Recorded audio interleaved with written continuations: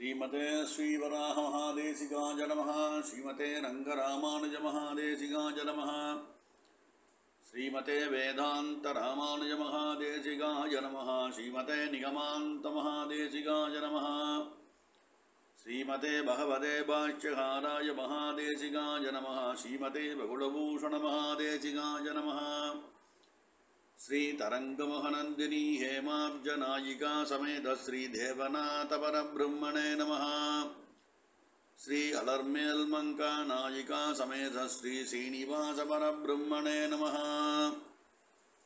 श्रीमान् वेङ्कटनाथार्य कवितार्किककेसरी वेदान्ताचार्यवर्यो मे सन्निधत्तां सदाकृती। சீரொன்றுது புலு திருவேங்கடமுடையான் பாரந்தச் சொன்ன பழமொழியுள் ஓரொன்று தானே யமையாதோ தாரணியில் வாழ்வார்க்கு வானேரப் போமளவும் வாழ்வு.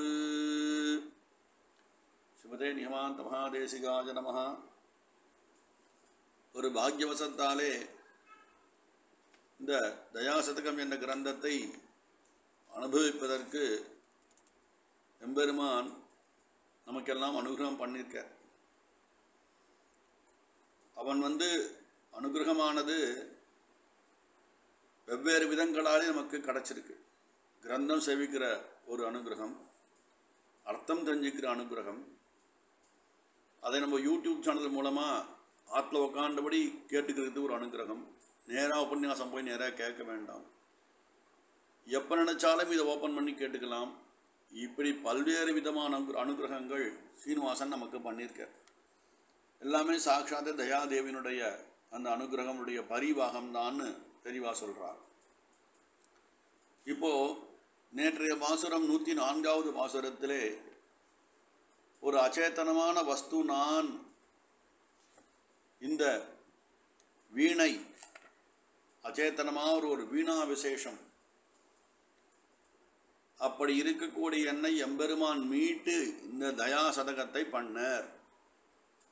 எனக்கு வேதாந்த தேசிக ஏதேகே அந்த பதத்தை கொடுத்து அந்த பதத்துக்கு நான் நிர்வாகனாய் இருக்க வேண்டும் என்று திருவுள்ளப்பத்தி தானே அந்த என் ஸ்தானத்தை உயர்த்துவதற்கு ஒரு பிரயத்னப்பட்டு எம்பெருமான் யானாய் தன்னைத்தான் பாடி என்ற ரீதியிலே தயாதேவியை எம்பெருமானே ஸ்தோத்திரம் பண்ணுறார் அப்படின்னு கீழ்ப்பாசுரத்தை 104வது பாசுரத்தில் ரொம்ப அற்புதமாக கொடுத்தார். உட்கருத்தாய் முத்தாய்ப்பாய் சாய்த்து விஷயம் என்னன்னா, சுவாமி தேசிகன் இதிலே ஒரு நிமித்த காரணம் மாத்திரம்.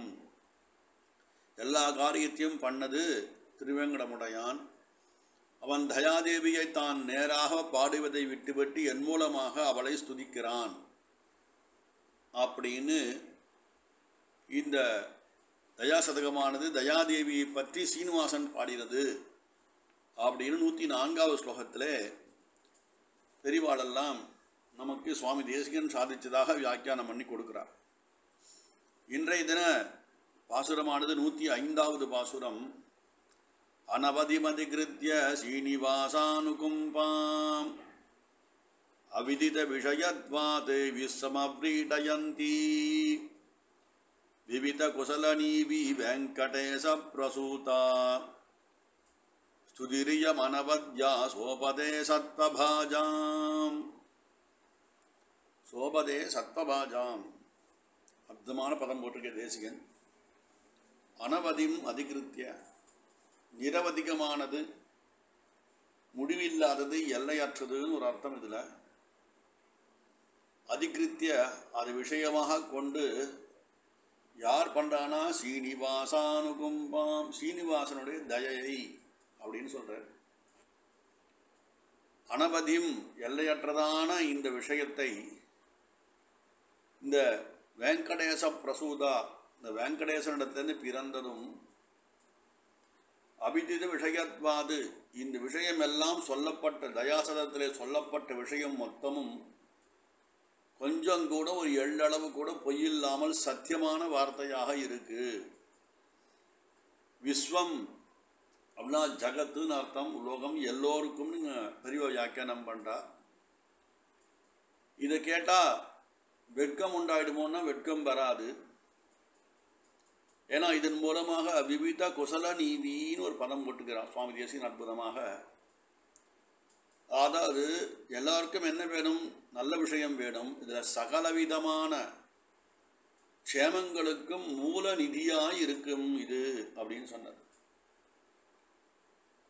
என்ன நமக்கு க்ஷேமம் வேணும்? அனுகிரகம் தானே க்ஷேமம்னு சொல்கிறா.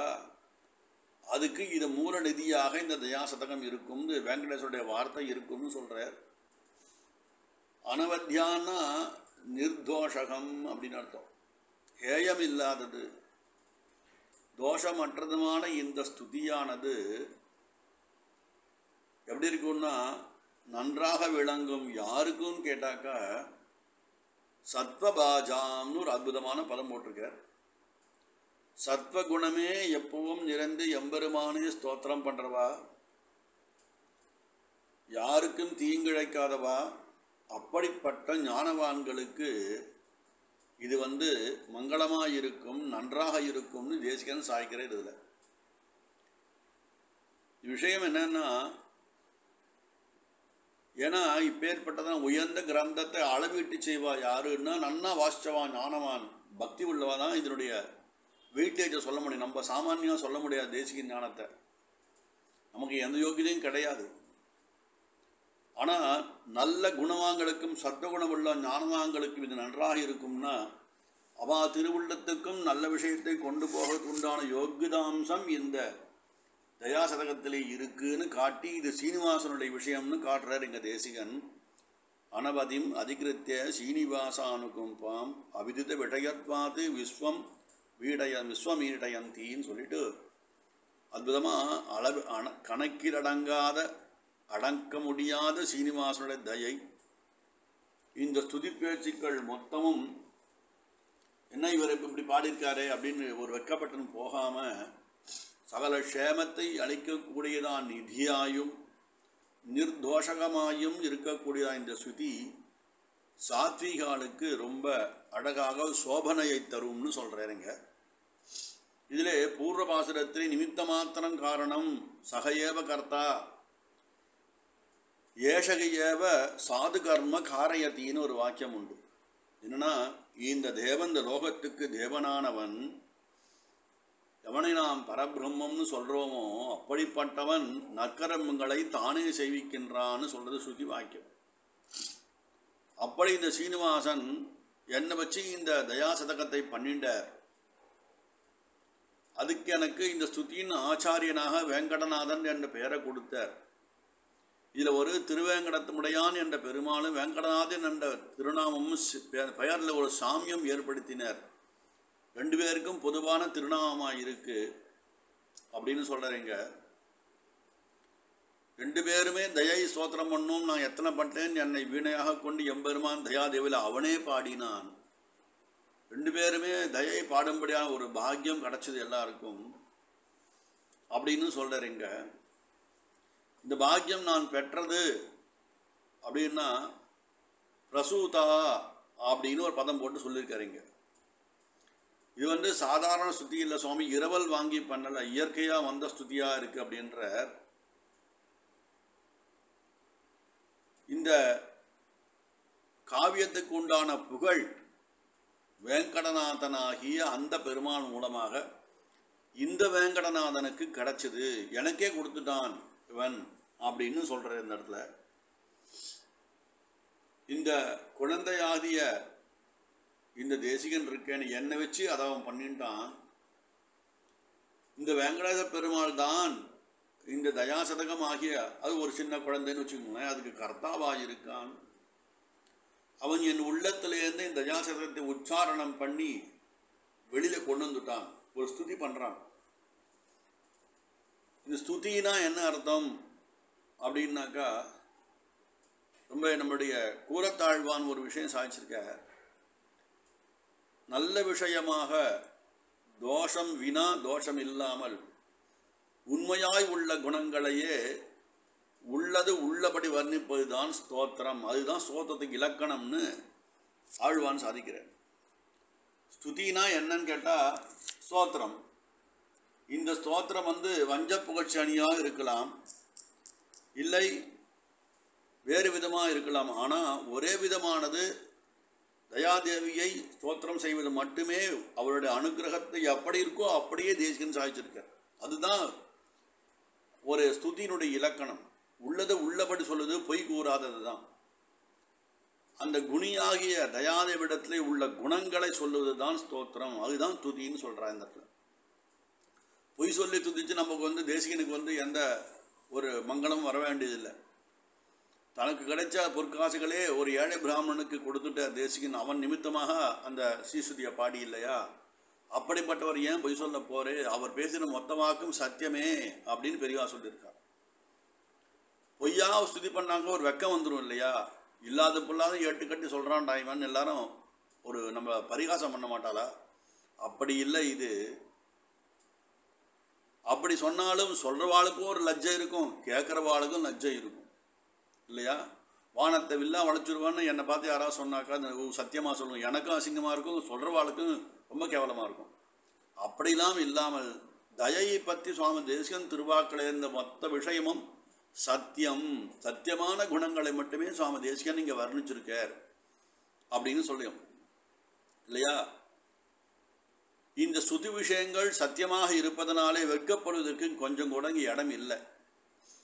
அதனாலே இந்த வெங்கடேசன் பெற்றதான கன்னியான இந்த ஸ்துதியால்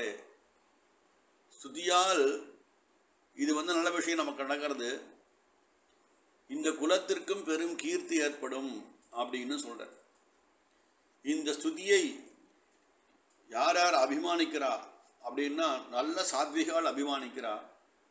ஏன்னா இது நிர்தோஷகமாக இருக்குது, குற்றங்குறை இல்லாமல் இருக்குது. மேலும் மங்களத்தை அளிக்கக்கூடியதானதும் மங்களத்தை கொடுப்பதற்கு உண்டான பீஜம் இருக்கே, அந்த ஆதி வேர், அது அதுக்கு நிதியாக இது இருக்கு அப்படின்னும் தேசிகன் சாய்க்கிறார். இங்க சாத்வீகாலுக்கு ரொம்ப அழகாக சோபிக்கும்படியாக இருக்கு. தற்பூர்வம் என்னன்னு கேட்டாக்கா இந்த வெங்கடேசனுடைய அனுகிரகமாக இருக்கு. இதனுடைய சீனிவாசனுடைய தயை இங்கே எல்லையற்றதாக இருக்கு. அப்பேற்பட்டதான கீர்த்தி, தயாதேவியுடான கீர்த்தி மொத்தத்தையும் உள்ளது உள்ளபடி நமக்கெல்லாம் அனுகிரகித்த சுவாமி தேசிகனுடைய திருவாக்காகிய தயாசதகம் இது உண்மையே பேசுவதாலே எல்லோருக்கும் சோபத்தை அளிக்கும், சோபிக்கும். முக்கியமாக சாத்வீகமான குணமுள்ளவா, பரபிரமே ஒன்று கருமே கண்ணாயினமாக இருக்கக்கூடிய ஞானவான்கள் இருக்காள், சத்துவகுலம் உள்ள ஞானவான்கள், அவளுக்கு சோபதே அப்படின்னு சொல்லி இந்த 105வது ஸ்லோகத்தை பூர்த்தி பண்ற. அடியன் கவிதார்க்கிக சிம்மாய கல்யாண குணசாலினே ஸ்ரீமதே வெங்கடேசாய வேதாந்த குரவே நமஹ.